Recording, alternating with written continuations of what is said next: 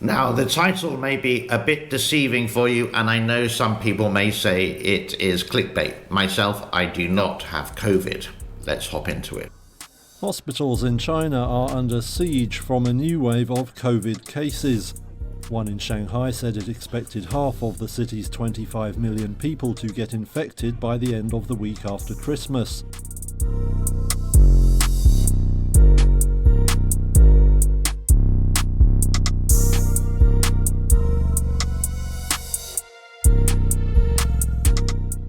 Tuesday, the 27th of December 2022. What's happening in China? Well, these are some of the headlines that I showed you just a second ago. So what is happening in China?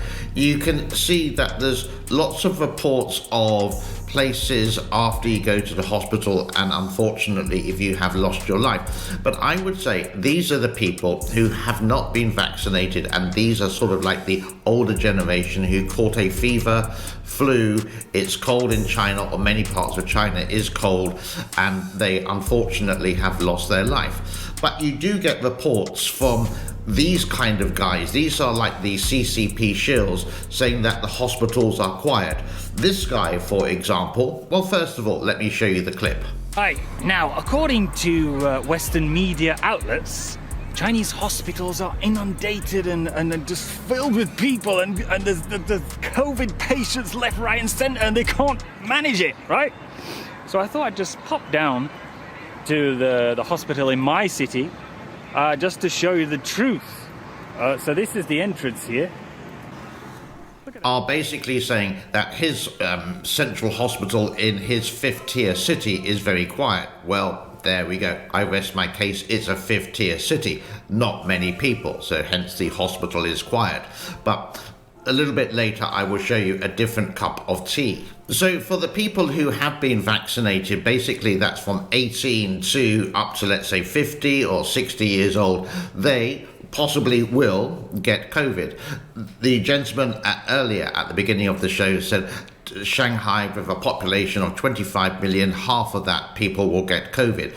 But this is a mild Omicron variant of COVID-19, and I would say that even the Chinese vaccine can cope with the majority of it. Now, I will admit that I have had my vaccine, and basically I wanted to travel, and here you can see my vaccine card. I'm not going to show you all of it, but you can see the back of it there. I've had Sinovac, and Sinovac is the Chinese one. I've had no problem here, but this country has handled it very well. This is what a Indian guy says about the city where he is in, not too sure where it is, and he, in his language, is saying there's nothing to worry about. यहाँ पर सभी कुछ open है और सभी लोग एकदम छूट से घूम फिर रहे हैं। हालांकि इंडिया में अभी बहुत गंद मची हुई है, खास तौर पर टीवी न्यूज़ चैनल और कई यूट्यूब चैनल के सितारों ने गंद मचा रखी है कि भाई चाइना में सब मर रहे हैं, हालात बहुत खराब है। तो मैं उनसे गुजारिश करता हूं कि प्लीज़ झूठी खबर ना फैलाए अपने चंद फायदे के लिए, क्योंकि मेरी फैमिली, मैं यहाँ चाइना में रहता हूँ और मेरी फैमिली है इंडिया में, और ये सब जो न्यूज़ चल रही है, गलत न्यूज़, झूठी खबरें चल रही है टीवी में, उसकी वजह से मेरी माता जी को जो है, जो कि So, putting on my Sherlock Holmes hat, I've come to sort of this conclusion. Now, maybe I'm totally wrong, and please leave some comments in the comment form below. But I would say the elderly who haven't had the vaccine because they've had underlying health conditions or they just didn't want to do it. The COVID-19 vaccine in China was not mandatory. It was up to you. Many people did have one, but they didn't have two. I know quite a few. I've spoken to two of my Chinese friends, one in Hangzhou and the other one in Shanghai, who have both had COVID, but they had a cough, they had a fever, they managed to get some medicine, and then they just rested for a couple of days and they were back to normal. What do I think is going to happen? Well, I think there is going to be an increase, and it's going to go up and up and up. I think the death rate is going to increase, especially for the elderly, while it's been a bit too late for the injection now, because it takes like 2 or 3 weeks for the vaccine to settle into your body, I do believe. And then maybe at the beginning or the first or second week of 2023, I think there's going to be a sharp decline. And come like the Chinese New Year or February time, China is going to be relatively back to normal. Then possibly like in May, June time, I possibly can say that China may open its borders and people can travel again. That's a prediction. I could be totally wrong, but let me finish the report that I showed you a little snippet of earlier. In Beijing, healthcare workers said patients might have to be turned away due to a lack of beds and resources. Howard Bernstein is a doctor at the city's United Family Hospital. The hospital is just overwhelmed from top to bottom. So, the ER filled up with people. A lot of them got admitted to the hospital.